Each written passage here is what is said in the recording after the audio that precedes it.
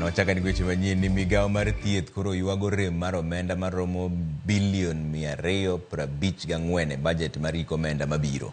Kane gichopo e nyim komiti mar Senate kotelnegi kod jatend Migao mar thieth Debra Baraza, apisas go ywak ni kata obedo ni ne gikwayo siling bilion 426, ochiwnegi mana bilion 176 kende. Kaka jafwambo marwa Simfros Okinda leronwa, apisas go matayo sekta mar thieth dhogi ne omoko mane ok ginyal kata lero malongo kaka negitiyo gi omenda mar iko omenda mokalo. Tieko achiedh nade mokwako sekta mar thieth e pachoka koro nenore ni pod ok birumo e thuolo mabiro machiegni. Jotelo e Migao mar thieth kotelnegi kod jatend Migao mar thieth Debra Baraza ne ochopo e nyim komiti mar Senate mar duoko penjo ewi kaka gichano tiyo gi omenda moketnegi e budget mar iko omenda mabiro. Senators nodwaro ng'eyo gimomiyo kata bed ni Migao no omednegi budget kod 98% kowuok e omenda manochiwnegi e iko omenda mokalo pod giywak. You're showing that you need so much money. Your statement is what is really getting me all worked up.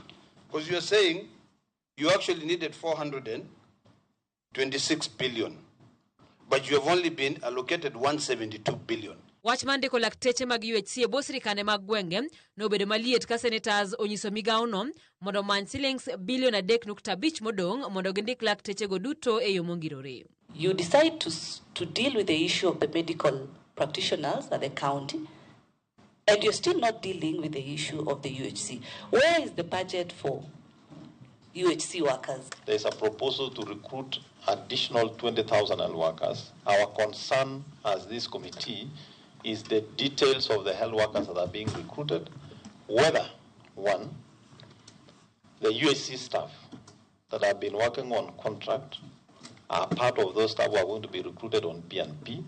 We want to understand the cost of translating UHC staff to permanent and pensionable terms amounts to 7.7 billion Kenya shillings annually.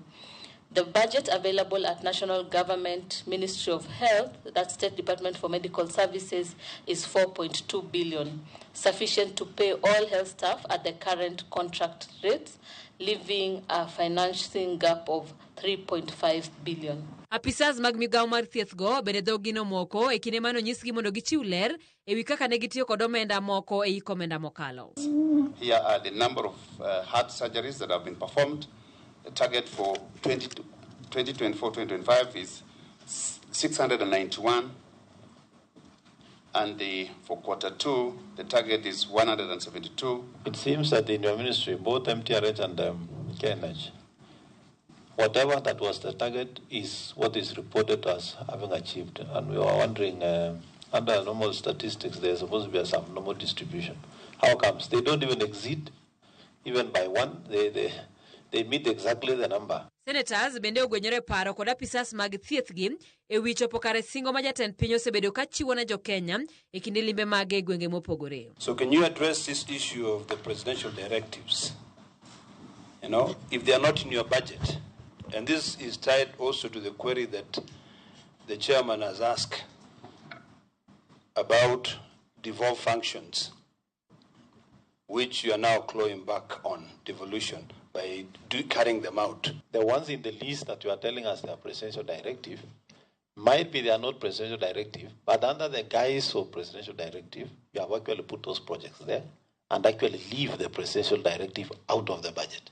Gire mar bilion 254 e Migao mar thieth e budget mar iko omenda mabiro nyiso ne jokanyo e sekta no pod biro medo rito mondo dwaro mag gi ochop kare. Simfros Okinda, Ramogi TV.